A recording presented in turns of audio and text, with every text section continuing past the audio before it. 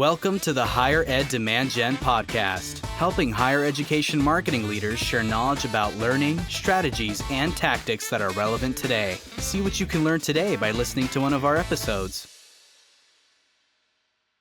Hey everyone, welcome to the Higher Ed Demand Gen podcast hosted by Concept 3D. If you like our content, please follow and subscribe to us. As always, I'm Shiro Tori, your host, and today I'm very excited to talk about how to actually implement AI in higher ed marketing.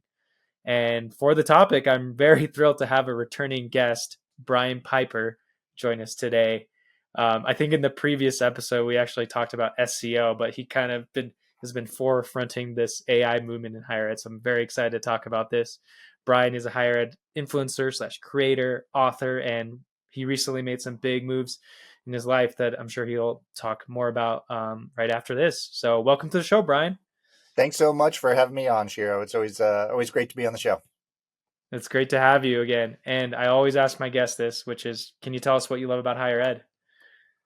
I just love the fact that we are helping empower and inspire the next generation of leaders that's coming on. So I love the sharing of knowledge and information and just the conversations that get, that start happening in that environment. So it's a great place to work if you really want to keep pushing yourself, pushing your mind and helping the next group of people coming through. Yeah, love to hear that and couldn't agree more.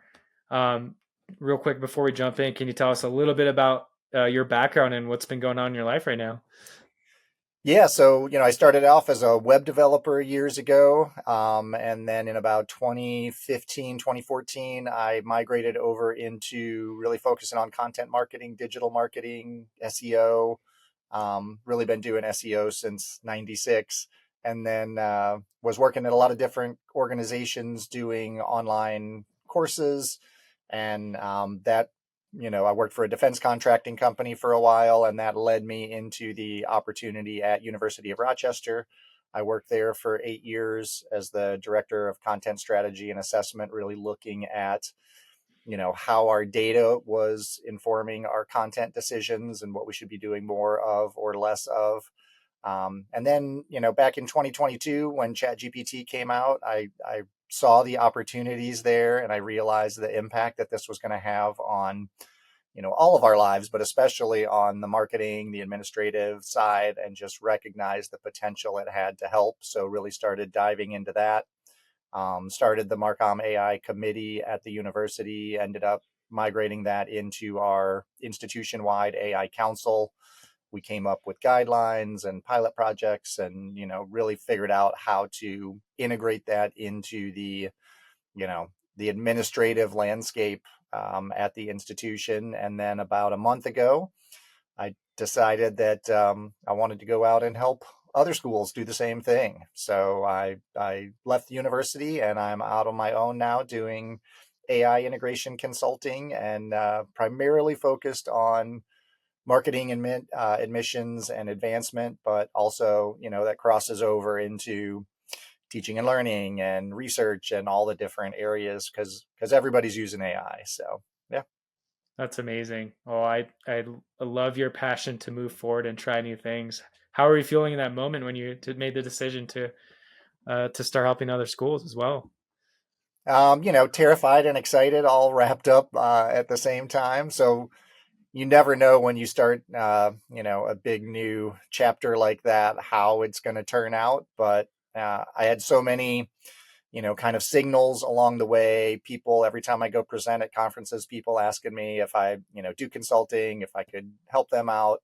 And there's been great interest and demand since I went out on my own. I spent the last 3 weeks in Thailand teaching a course on content marketing and AI. So, it's nice to be back in the States and really focusing on the consulting business and growing it and spreading the word. So yeah, it's exciting and fun. And every institution that I've talked to so far is recognizing the potential and the capability. They just want to make sure that when they integrate it, it's done responsibly, ethically, and, set up for long-term success.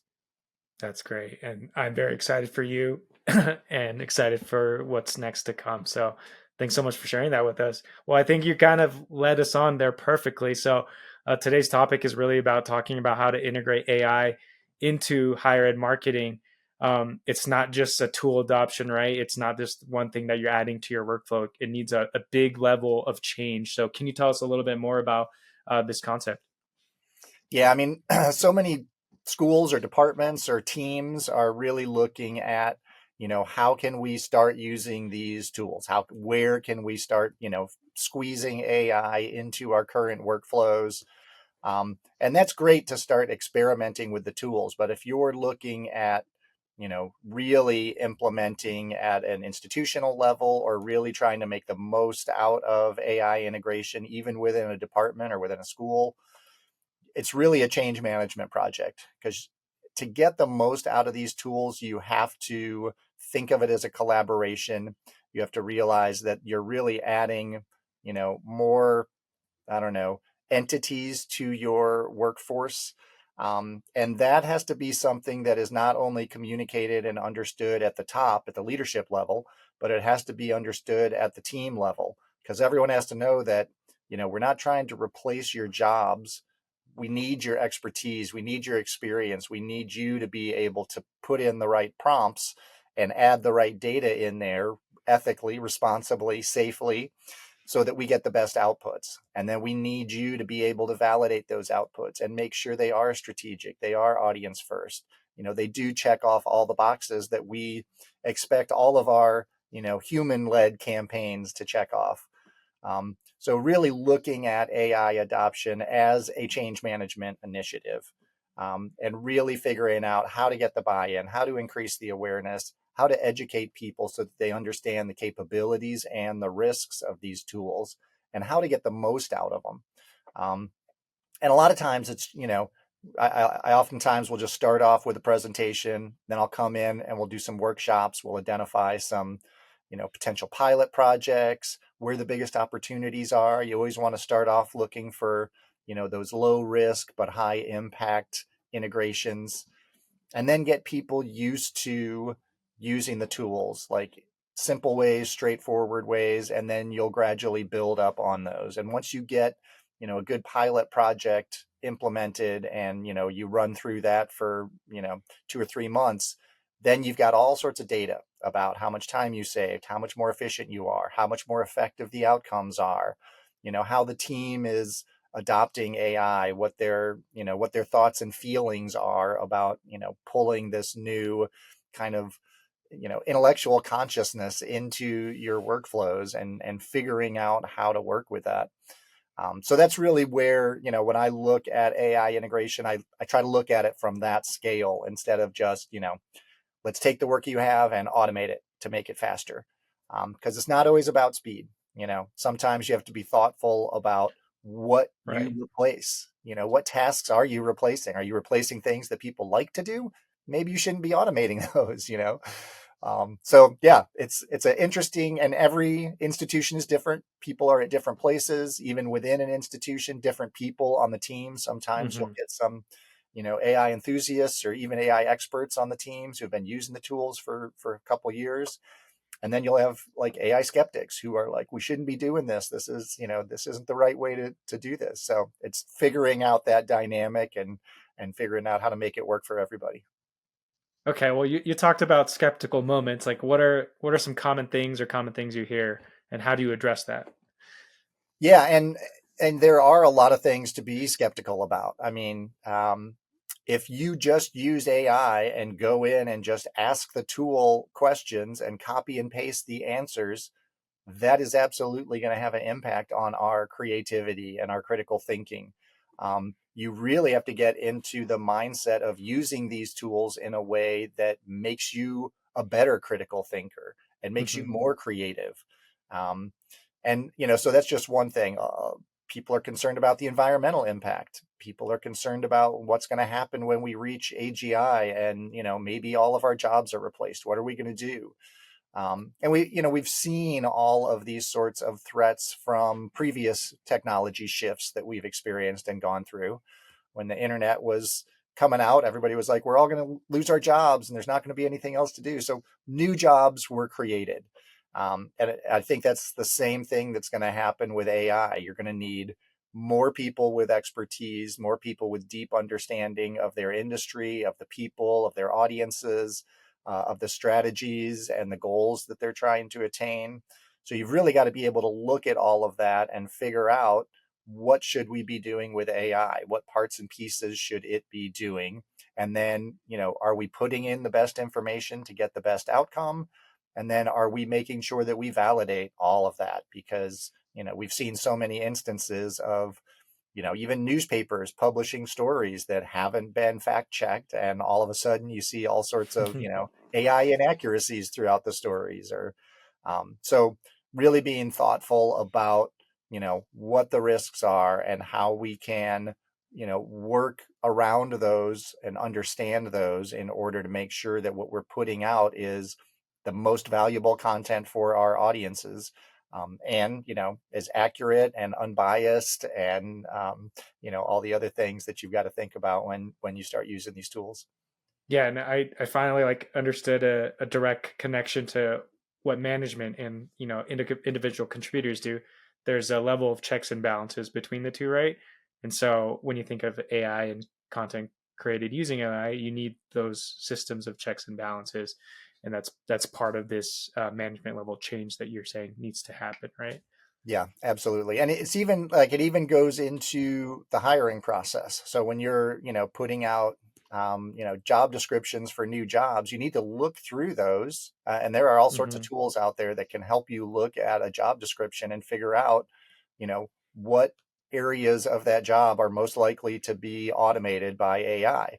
So do you really need that set of skills that you're hiring for? Or do you need, someone with some AI skills that can come in and maybe do two different jobs that you're thinking of hiring for? But you still have to hire at that like entry level positions, because eventually in a few years you're going to need people with expertise to be able to validate and judge and critique and approve the outputs from AI. So you can't get rid of all entry level workers, because you need them to be the experts in a few years. So it's really trying to be thoughtful about, how you're implementing, integrating, and setting your business, your organization up for success in the future. Okay, no, that's super helpful. You said at the very start of this, you when you start working with the school and start looking at how AI is set up, you really look for high impact, low risk at the start. Are there some common themes across multiple schools that you've looked at that you would recommend or that you see often? Well, I mean, content marketing is always a great place to start, because most of the time the data you're looking at is like, search data, content performance data, all low risk, no, there's no personal information in any of that data. Hmm. And then you're just looking at either, identifying content you already have that has potential to perform well, or looking, to repurpose that content, redistribute it on different channels, retarget it for different audiences, or to do predictive analysis to figure out what sort of content you should be creating. Where do you have gaps in your content? And these are all things that AI is great at looking at your data, looking at your content, figuring out what your peers are doing, figuring out what's trending in the market, and then figuring out, what is your audience interested in, and how can you test your, potential content against your, simulated audience members to get an idea of what's probably going to work and what's not. So, marketing is a gold mine of opportunities for these low risk, high impact projects, because we spend so much of our time in marketing doing things that are repetitive, doing things that, are very process driven, that can be automated very easily. So, and once you start like finding pockets of things that you can automate within your workflows, and you start using some different AI tools to handle those, then you really start thinking about, all right, now instead of just making our current workflows more effective, Hmm. how can we really do our jobs better? I mean, how can we really work with these tools in a way that's transformational to what we do, and really think about leveraging the full capabilities of these tools? And until you get to that mindset, which is another part of the change management project, um, until you get to the mindset of thinking about how can we shift, how can we, let go of all of our current workflows and processes and just figure out how to do this better, how to provide more value to our audiences, how to be more effective and more efficient, and how to do more with, fewer resources, which is what we're always asked to do in higher ed. Yeah, I think it's marketing across the board too. For sure. For sure. Yeah, I like your comment about using AI to find gaps in your marketing. I feel like the typical use case is always like you already know what you want, and so you prompt that, right? Or you request that image or audio file, video, whatever to be created, right? Um, I thought that was pretty interesting. Like, can you tell me a scenario? Is it like uh, downloading and exporting your Google Analytics data on, let's say, program pages, and then you figure out, which pages are doing better? Like, can you give me an example of like how you would identify gaps using AI?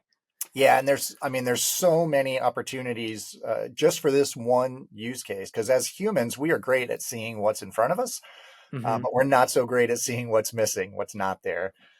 So even looking at like, doing, conversion funnel optimization. So if you're trying to figure out where people are falling down in your process, you can upload your Google Analytics data, your newsletter data, your social data, whatever platform you're operating on, and figure out what's creating conversions, what's driving traffic, where are these different pieces of content in our engagement cycle, and how can we make sure that we're pushing people to that next step of engagement at every point. Hmm. So once you've kind of identified all the different content that you have that's filling the different areas of the engagement cycle, AI can look at that and say, well, you're not passing people from, awareness to consideration, or wherever the phase is where it's breaking down. And then it can recommend, here are some content ideas, either content types or topics.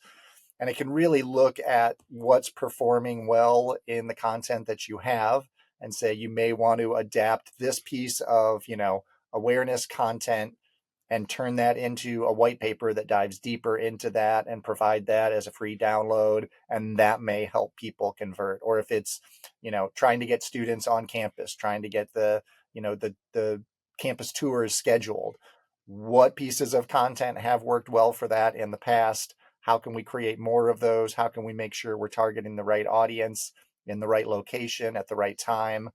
And AI is really great at looking at all of your data, like even your discovery data, even your search data, to figure out what keywords, what phrases, what questions people are asking, how you can make sure that, you know, this is great content about your programs that you have on campus for your students. Let's figure out how to turn those into TikToks, which are going to be, consumed by those students and are going to get them to come and take a tour of your campus.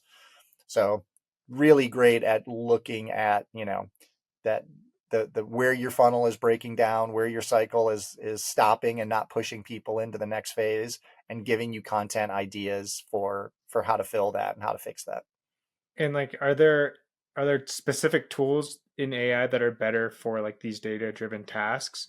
Like, I've personally tried to export like Google Analytics data into ChatGPT 4, and it it felt like it almost, on certain projects, it almost felt like it took longer because I wasn't great at the prompting in figuring out data analysis. So I'm wondering like if there's a code to it. Yeah, a lot of it is just trying to figure out what data you really need to give it, so Hmm. that it can, take that and take the next leap. So a lot of times I'll take because Google Analytics can be difficult to export just the data that you want, in the right format that you want. So I'll usually take my Google Analytics data and put it into Looker Studio, make a dashboard out of it with just the pieces that I want. And then you can export that. It'll export all of the data. Analytics sometimes will give you a truncated set of data. So usually I'll start there. And then I typically, because these tools change so quickly and, there are always new models and new versions coming out, I'll typically run 3 or 4 models at the same time, ask the same questions, and even kind of pit them against each other. I'll take the output from one model, I'll paste it in the other model. I'll see if it agrees with that. I'll start off with the same data set, the same prompt. I always ask in the prompt, be sure to ask me any other questions that will help you provide better output. And then when it starts giving me the output, I'll take the information that one model gives me and I'll put that into the question in the other model. And so once you kind of run those together, then you can start aggregating all of that information, take all the best parts and pieces, the things that look most relevant to your challenge, to the problem that you're trying to solve. And then I'll start a clean prompt with whichever tool seems to be giving me the best outputs. And then I'll ask the question, like, where are the gaps? What are we trying to accomplish with this? And some of the tools are better than others because, like, ChatGPT has a great memory. So once you start working with that tool, it will remember what you're trying to accomplish and what your goal is. It's a little trickier when you're working with, other schools and different clients, because you want to make sure that it just remembers the parts that are most relevant to that particular client. But yeah, I say keep an open mind about the specific tools. Um, and when I'm working with institutions, I tell them that, even if your institution, like if you're a Microsoft shop and Copilot is what you have access to, that's great. But you can do a lot of things in the free versions of the other tools, even if, your IT hasn't approved it, as long as you're using low risk data, as long as you're not putting in any proprietary information about your institution. All of that stuff, I mean, that's a lot of times the marketing data that we use, the content data that we use is stuff that anybody could really pull for any institution. So, for those use cases, pretty much any tool is a great place to start and figure out which one's working the best for what you're trying to accomplish. Oh, this is great advice. I'm trying to take mental notes and probably just replay back the last 10 minutes because these are issues I'm currently facing. So this is fantastic. Kind of taking a step back, more at the management level change that is needed with the adoption of AI. I forgot to ask this. Do you see like what kind of model from a decentralized or centralized management area of AI, like how does it work? And I know it changes based on size of admin and staff as well and school size, but like have you seen specific models work or is it different case by case? Yeah, it's very very dependent on a lot of different factors. A lot of it Mm-hmm. is, how open the leadership, like high level leadership, already is for AI integration. Like with anything, the more siloed you are and the more separated you are, the more difficult it is to get the most out of any of these tools. We're going to keep seeing more and more of these issues where, these tools are only as good as the data and the content that they're trained on. So if your data and content is very siloed and very separated, it's going to be difficult for these tools to be able to understand your entire scope, your entire landscape for an institution. So for institutional adoption, really having kind of a centralized, marketing leadership, administrative leadership group that can work across all the different teams, all the different schools and departments is really the best way to go to be able to get the most out of this. Schools that I've worked with that have set up like team accounts where they can share information and share like custom GPTs or other tools among their team and really create those conversations where everyone's talking about how they're integrating and how they're using the different capabilities. That's where you see the biggest impact, the most improvement. Now you can still do it. I've worked with a lot of like smaller departments or, individual teams, and you can still have a huge impact on your business and your workflows and find your efficiencies there. Mm-hmm. But that's a pocket. And a lot of times that's a great place to start your pilot project is within one team. You set up a pilot project, then you go to leadership and say, we saved 40% of the time that it takes us to create our newsletter every week. So then you start, having those proof points that you can share to leadership. And a lot of times they know that we're, at a time right now where institutions are looking for ways to save money and increase capabilities and preserving resources. So they'll say, maybe this is something we should look at across our entire institution. And then you've got to make sure at that point that you bring in IT, you bring in legal, you bring in all the potential roadblock barriers that you're going to face along the way. People saying, we don't have budget, we don't have the infrastructure. and making sure that you're getting ahead of those so that everyone's not, seeing the capabilities and the benefits, and then they're roadblocked by, we can't get access to the tools we need. Or so really making sure that you have those conversations up front and that everyone understands the urgency, the capabilities, the opportunities that we face with this. I think that's critical. Oh, this is great. And one other question that I just thought of is, when you're, oh my goodness, I just lost it. Let me think about it again. But yeah, like moving on a little bit, I know we wanted to talk also about, we talked a little bit about content marketing. We want to also talk, I wanted to also talk about AI for searchability, right? I think there's a statistic out there that I think I grabbed, close to around 30% of traffic to websites are seeing a decrease of around 30%. And a lot of it is attributed to people just using AI to now search for answers, and also Google coming out with their native AI within the search, right, and other search web browsers and such. How do you think institutions are thinking about AI driven search versus like traditional SEO? Yeah, so I mean, I started working in SEO in '96, so I've seen the search landscape change, but never as dramatically as it has in the last 2 years, probably. Mm-hmm. I was at the University of Rochester for 8 years. Every year we saw like a doubling or at least a significant increase in our organic traffic. We were very focused on SEO and really optimizing all of our content.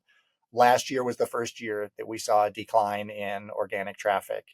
And it's not just due to AI search, because we know that especially like Gen Z, Gen Alpha, they're searching on social, they're searching on, short video tools, they're searching in communities like Reddit. So the search landscape is changing, but people are still searching. People are still looking for answers. Whether they find those 0-click results, that give them the entire answer they're looking for, or whether they dive deeper into content. I think the most important thing right now for discoverability for any institution is figuring out how to get your content into all of the channels where people are looking for it, and to make sure that you're targeting the right audience on the right channel, delivering the right message, you have the right messenger.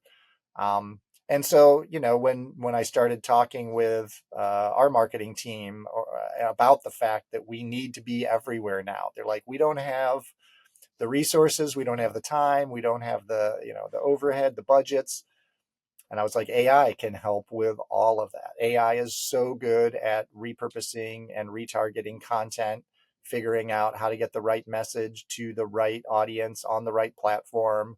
So you can look back at all the content you have that's working and figure out how to repurpose those messages for different audiences on different channels, make it as discoverable as possible, Mm-hmm. and then really make sure that the language you're using is the language that your audience is using when they're searching. So if they're asking a question, you want to make sure that question is in your hashtags or in your video title or in your blog post, or that you're including those, and you're looking at all of those signals as to how people search, and that you're putting out the best answer in the right language on the right channel. That's great. And is the way to figure out those questions still the old school way of basically looking up your organic search terms? Is that Yep, one great absolutely. place to start? Yep, Got yep. it. People are still searching, and regardless of the channel, they're all asking the same questions. So you can go look at your Search Console data, figure out what questions people are asking to find your website. Those are the same kind of questions they're going to ask on social or through AI. So trying to figure out how to make sure that your answer to those questions is the one that gets indexed and appears on those search, engines is the right way to do it.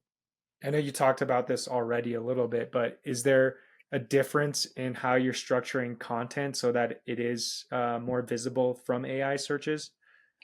Yeah, absolutely. I always recommend anywhere you can to use schema markup, so that, not only do the search engines know like how to read and catalog the content, but it makes it easier for them to feed that up because they know that it fits within the news category or within the course category, or so that's one way. And then also just really looking at those featured snippets. Those people also ask, anytime you can put in a question, the best answer to that question, and then a bunch of supporting information or link to other places on your website or within your content that you have, um, uh, the knowledge, the expertise around that particular area. It helps all the search engines see you as as a solid resource, as a great place to send people to get the right information. And in higher ed, with our .edus and the amount of social posts that we do, our integration into a lot of these different communities, we have a natural advantage. So we should be taking advantage of that whenever we can. No, this is great advice and tips as well. Thank you. I did remember my question from before. So um, I talk to a lot of web accessibility folks from higher ed as well. And one thing that I think I see across the board with institutions that are doing a good job with digital accessibility have set up committees within the school. Is there a similar, do you recommend a similar thing with AI? And if you don't have the top-down resources immediately, just creating a group within school where you can openly talk about AI could be a good starting point. What do you think about that? Yeah, absolutely. That's one of the first things I recommend any institution do is if you don't already have an AI council, at the institutional level, start, a group within your team or within marketing in general. I mean, that's what we did. We started a Marcom AI committee where we found people across, different marketing teams across the institution who had an interest in AI already. And we just brought them together and we started talking about how we could use the technologies, what sort of guidelines we think we should, set up. Mm-hmm. I've got a presentation that we gave to our leadership, about why we should start this committee. I'm glad to share that with anyone that's interested. I think that's really the best first step, is to start those conversations happening, get these people connected. And once you start sharing ideas and information, it's going to easily, exponentially start to grow. We started off with, I think, 15 people on our Marcom AI committee. And within 3 months, we had guidelines, we had pilot projects, we had use cases, we had a prompt library already built.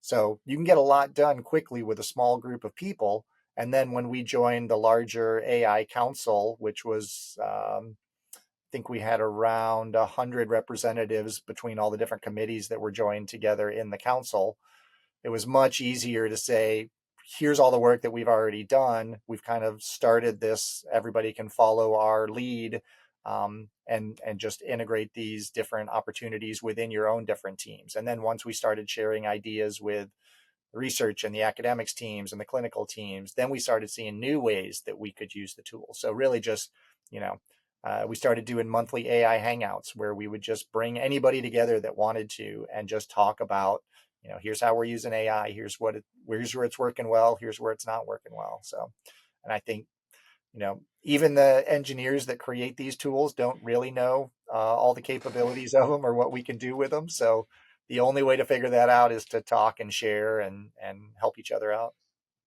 No, this is great. I mean, it's an amazing circle back to your first opening question about what you love about higher ed, and it's that sharing of information, the openness to help each other, and how that can actually save you time and bring ideas together. So this is great. I'm wondering if there's something I could do from more of the vendor side of bringing higher ed marketers together too, just because I feel like it's definitely a bit siloed because we feel like maybe because it's competitive we can't talk about it, but I think there should be some more knowledge share. I agree. Well, Yeah. this has been. Oh, go ahead. I was just going to say, when I came from a defense contracting company where no one could talk about anything they were working on, Right. And I went to my first higher ed conference and sat down at a table, and within 5 minutes, there were 8 strangers telling me about all the tools they were using and all the tactics they were trying and what was working and what wasn't. And I was like, this is where I need to be. These people are just trying to figure out how to do things better. And I think AI is the perfect, technology to try to figure out and work together to come up with the best solutions. So. Oh, this is great. Well, I'd love to ask also, like, what's next for Brian? What's next for you? I know you're in this transition phase right now. Yeah, just trying to help as many schools as I can figure out how to start leveraging this technology. I think higher ed has been kind of doing things the same way for a long time. And I think we're going to see a lot of that shifting. I think we're going to see, a real impact of AI on higher ed.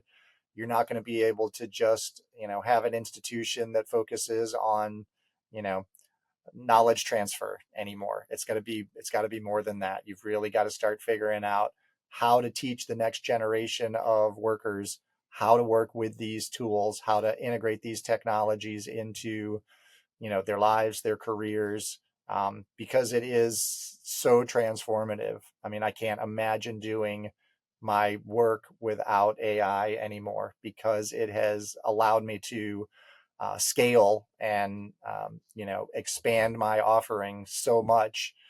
um, I wouldn't want to go back, but at the same time you have to be cautious about letting it replace your creativity or have it do all your writing for you.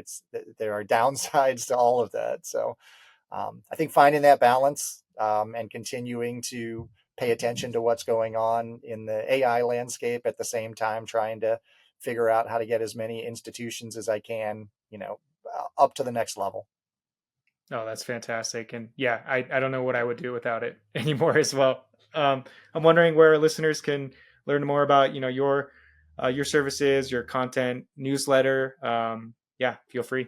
Yep. You can find me at brianwpiper.com or Brian W. Piper on pretty much every social channel. So. Well, awesome, Brian. It's great to have you on the show again. And I'm very excited to continue to follow everything you're up to on LinkedIn and probably have you on again in like 6 months or a year. Thanks so much for the opportunity, Shiro. And thanks for all the great content you're always putting out. Super helpful.